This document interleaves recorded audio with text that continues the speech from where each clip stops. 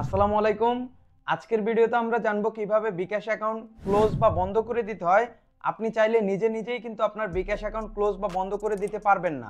আপনার বিকাশ অ্যাকাউন্টটি ক্লোজ বা বন্ধ করতে হলে অবশ্যই কিন্তু আপনাকে বিকাশের কিছু নিয়ম এবং শর্তাবলী মানতে হবে এবং আপনার নিকটস্থ যে কোনো বিকাশ কাস্টমার কেয়ারে যেয়ে তারপরে কিন্তু আপনি চাইলে আপনার বিকাশ অ্যাকাউন্টটি ক্লোজ বা বন্ধ করে দিতে পারেন। আপনি চাইলে বিকাশ অ্যাপসের মাধ্যমেই বিকাশ অ্যাকাউন্ট বন্ধ করতে বা ক্লোজ করতে যে সকল শর্তাবলীগুলো রয়েছে এবং আপনার নিকটস্থ যে কোনো কাস্টমার কেয়ারের লোকেশন আপনি নিজেই বের করে নিতে পারেন। এজন্য সরাসরি আপনি বিকাশ অ্যাপে চলে যাবেন। আপনার বিকাশ অ্যাপসে আসার পর উপরের দিকে আপনি বিকাশের মেনু দেখতে পারবেন। এই বিকাশের মেনু অপশনে ক্লিক করবেন। ক্লিক করার পর নিচের দিকে আপনি দেখতে পাচ্ছেন সেটিংস। এই সেটিংস অপশনে আপনি ক্লিক করবেন। সেটিংস অপশনে ক্লিক করার পর এখানে আপনি তিনটি অপশন দেখতে পাচ্ছেন। তো নিচে অপশন দেখতে পাচ্ছেন অ্যাকাউন্ট ম্যানেজ। এই অ্যাকাউন্ট ম্যানেজ অপশনে আপনি ক্লিক করবেন। অ্যাকাউন্ট ম্যানেজ অপশনে ক্লিক করার সাথে সাথে আপনার এরকম ইন্টারফেস চলে আসবে।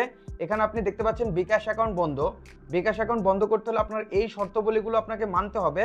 তো এখানে সর্বপ্রথম আছে আপনার বিকাশ অ্যাকাউন্ট ব্যালেন্স 0 করুন। আপনার বিকাশ অ্যাকাউন্টে যদি কোনো টাকা থাকে তাহলে আপনি সর্বপ্রথম ওই টাকাটা যে কোনো নাম্বারে আপনি সেন্ড মানি করে আপনার বিকাশ অ্যাকাউন্টের ব্যালেন্স 0 করে নেবেন। এবং অনেক সময় দেখা যায় আমাদের বিকাশ অ্যাকাউন্টে পয়সা থাকে, যেমন 10 টাকা 39 পয়সা বা 45 পয়সা। তো আপনার এই পয়সা সহ কিভাবে আপনি যে কোনো নাম্বারে সেন্ড মানি করতে পারবেন, তো এটা আমি ভিডিও শেষ অংশে আমি আপনাদেরকে দেখিয়ে দেবো। তারপর নিচে দেখতে পাচ্ছেন নিশ্চিত করুন আপনার অ্যাকাউন্টে কোনো অমীমাংসিত লোন নেই। এবং আপনি যদি বিকাশ অ্যাকাউন্ট থেকে কোনো প্রকার লোন নিয়ে থাকেন তাহলে অবশ্যই কিন্তু আপনার এই বিকাশ অ্যাকাউন্টটি ক্লোজ বা বন্ধ করার আগে ওই লোনগুলো আপনাকে পরিশোধ করে নিতে হবে। লোন পরিশোধ করা ছাড়া কিন্তু আপনি আপনার বিকাশ অ্যাকাউন্টটি বন্ধ করতে পারবেন না। তারপর নিচের অপশনে দেওয়া হচ্ছে সকল সেভিংস বা সাবস্ক্রিপশন বাতিল করুন।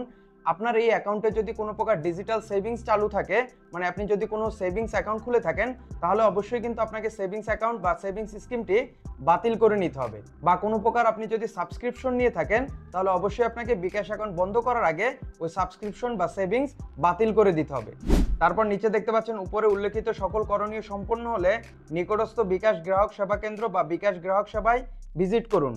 এখানে আপনার যে উপরে যে করণীয়গুলো বললাম এগুলো বাতিল করার পর আপনার কি করতে হবে, আপনার নিকটস্থ যে কোনো বিকাশ কাস্টমার কেয়ারে যেতে হবে। এবং বিকাশ কাস্টমার কেয়ারে যাওয়ার সময় অবশ্যই আপনার জাতীয় পরিচয়পত্র অর্থাৎ এনআইডি কার্ড নিয়ে আপনাকে কাস্টমার কেয়ারে যেতে হবে। এবং অবশ্যই যার এনআইডি কার্ড দিয়ে আপনার বিকাশ অ্যাকাউন্টটি খোলা হয়েছে তাকেই কিন্তু আপনার এই কাস্টমার কেয়ারে যেতে হবে। ধরেন আপনার নিজের এনআইডি কার্ড নেই, আপনি আপনার ভাইয়ের এনআইডি কার্ড দিয়ে বিকাশ অ্যাকাউন্ট খুলছেন। এখন তার এনআইডি কার্ড নিয়ে যদি আপনি নিজে যান তাহলে কিন্তু হবে না।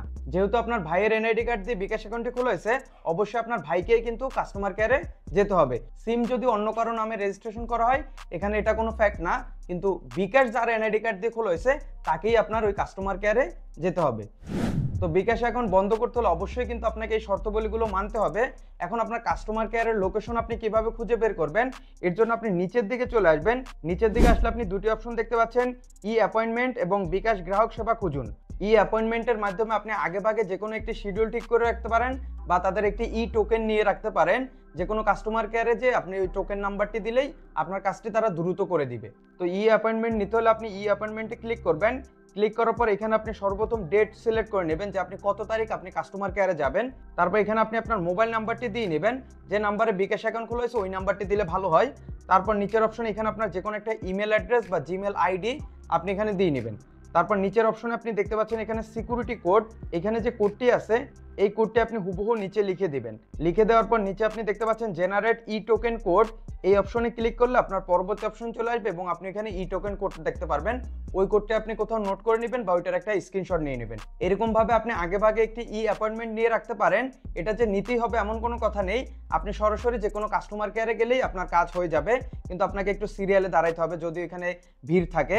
আর যদি ভিড় না থাকে তাহলে আপনি খুব দ্রুতই আপনার কাজ শেষ করে আসতে পারবেন। তো আপনার আশেপাশে কাস্টমার কেয়ার খুঁজে বের করার জন্য আপনি ব্যাকে চলে আসবেন। ব্যাকে আসার পর নিচে দেখতে পাচ্ছেন বিকাশ গ্রাহক সেবা খুঁজুন, এই অপশনে আপনি ক্লিক করবেন। ক্লিক করার পর এখান থেকে আপনি সার্চ দিয়ে খুঁজে নিতে পারেন, অথবা নিচের দিকে আপনি জেলা অপশন দেখতে পাচ্ছেন, এখানে ক্লিক করে আপনি জেলা সিলেক্ট করে নেবেন আপনি যে জেলায় আছেন। তো আমি ধরেন আমি চট্টগ্রাম সিলেক্ট করে নিলাম, চট্টগ্রাম দিয়ে নিলাম। তারপর হচ্ছে আপনি থানা, চট্টগ্রামের কোন থানার ভিতরে আছেন, তো আমি এখান থেকে থানা সিলেক্ট করব। থানার উপরে ক্লিক করার পর ধরেন ইপিজেড থানা, এই ইপিজেড থানা আমি সিলেক্ট করে দিলাম। ইপিজেড থানা সিলেক্ট করার সাথে সাথে আপনার ইপিজেড থানায় যদি তাদের কোনো কাস্টমার কেয়ার থাকে তখন আপনার তাদের ঠিকানাটা এখানে চলে আসবে। যেমন এখানে ঠিকানা দেখতে পাচ্ছেন মনি টেলিকম, বন্দরটিলা, দক্ষিণ হালিশহর, চট্টগ্রাম পোর্ট। এবং আপনার ল্যান্ডমার্ক দেখাচ্ছে দারুস সালাম জামে মসজিদের দক্ষিণ পাশে। মূলত আপনার এই যে ঠিকানাটা দেওয়া আছে, এই ঠিকানার যে সার্ভিস পয়েন্টের নাম হচ্ছে মনির টেলিকম। এই মনির টেলিকমে আপনি আপনার এনআইডি কার্ড নিয়ে যাবেন এবং তাকে বললেই হবে যে আমার এই বিকাশ অ্যাকাউন্টে আমি বন্ধ করতে চাই। বাকি যাবতীয় যে সকল কাজ আছে তা সে করে দিবে। এই মাধ্যমে আপনি বিকাশের কাস্টমার কেয়ারের লোকেশন আপনার বিকাশ অ্যাপসের মাধ্যমে আপনি খুঁজে বের করতে পারেন। এবং অনেকেই আপনার বিকাশ অ্যাকাউন্টের ব্যালেন্স জিরো করতে পারেন না, মানে কিছু পয়সা থাকে, ওই পয়সাগুলো কিভাবে আপনি সেন্ড মানি করবেন তাও আমি আপনাদেরকে দেখিয়ে দিচ্ছি। এর জন্য সরাসরি আমি সেন্ড মানি অপশনে চলে যাব। এখন দেখুন আমি সেন্ড মানি অপশনে চলে আসছি এবং আমার এখানে আপনি ব্যালেন্সে দেখতে পাচ্ছেন 0.39।